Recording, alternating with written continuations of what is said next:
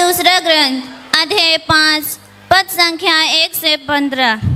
अराम के राजा के सेना अध्यक्ष नामान की पत्नी स्वामी का समान तथा कृपा दृष्टि प्राप्त थी, क्योंकि अरामियों को विजय दिलाई थी। वह महान योद्धा था किंतु कोढ़ी था। अरामी छापा मार किसी समय इस्राएल के देश से एक कन्या को उठा कर ले आए थे और वह नामान की पत्नी की दासी बन गई थी।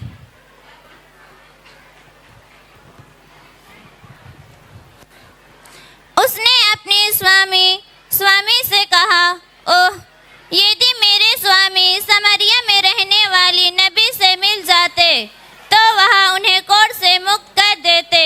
नामान ने अपने स्वामी को बताया कि इस्राएली कन्या ने क्या क्या कहा है।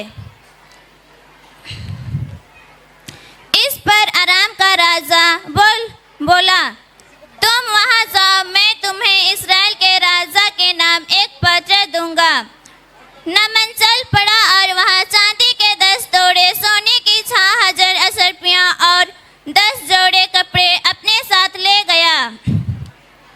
उसने इस्राएल के राजा को वह पत्र दिया। उसमें यह लिखा था, मैं इस पत्र के साथ अपने सेवक नामान को आपके पास भेजता हूँ, जिससे आप उसे कोढ़ से मुक्त कर दे। इस्राएल का राजा पत्र पढ़ते ही वस्त्र फाड़कर बोल उठा, मैं तो ईश्वर नहीं हूँ जो मर और जिला सकता है, तो उसने किसी को कोढ़ से मुक्त करने के लिए क्या मेरे पास भेजा है। वह निश्चय ही मुझसे लड़ने का बहाना ढूंढ रहा है। जब ईसा भक्त एलीसाई को यह पता चला कि इस्राएल के राजा ने अपने वस्त्र फाड़ डाले हैं, तो उसने राजा के पास यह कहला भेजा, आपने क्या अपने वस्त्र फाड़ डाले हैं? वह मेरे पास आए तो वह जान जाएगा कि इस्राएल में एक नबी विद्यमान है। इसलिए नामान अपने घोड़े और रथों के साथ आकर एलीसाई के घर के द्वार पर खड़ा हो गया।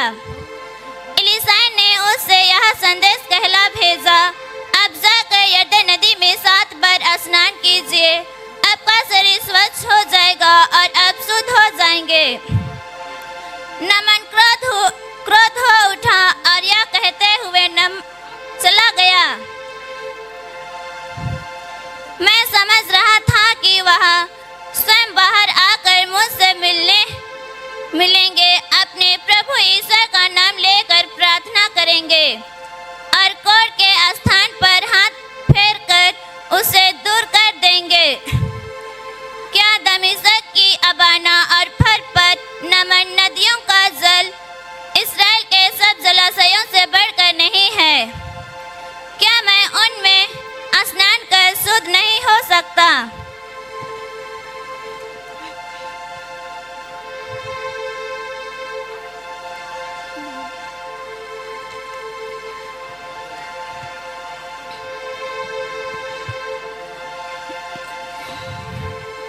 इस पर वह मुड़कर क्रोध के आवेश में चला गया। उसके सेवक उसके पास आए और यह कहकर उससे समझाने लगे, पिता, यदि नबी ने आपको कोई कठिन कार्य करने को कहा होता तो आप उसे अवश्य करते।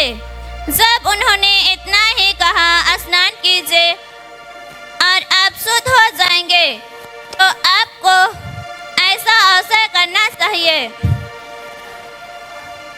इसलिए उसने जाकर यरदन नदी में 7 बार डुबकी लगाई, जैसा ही एलीसाई ने उससे कहा था, और उसका शरीर फिर छोटा बालक के शरीर जैसा स्वच्छ हो जाएगा। वह अपने सब परिजनों के साथ एलीसाई के यहाँ लौटा। वह भीतर जाकर उसके सामने खड़ा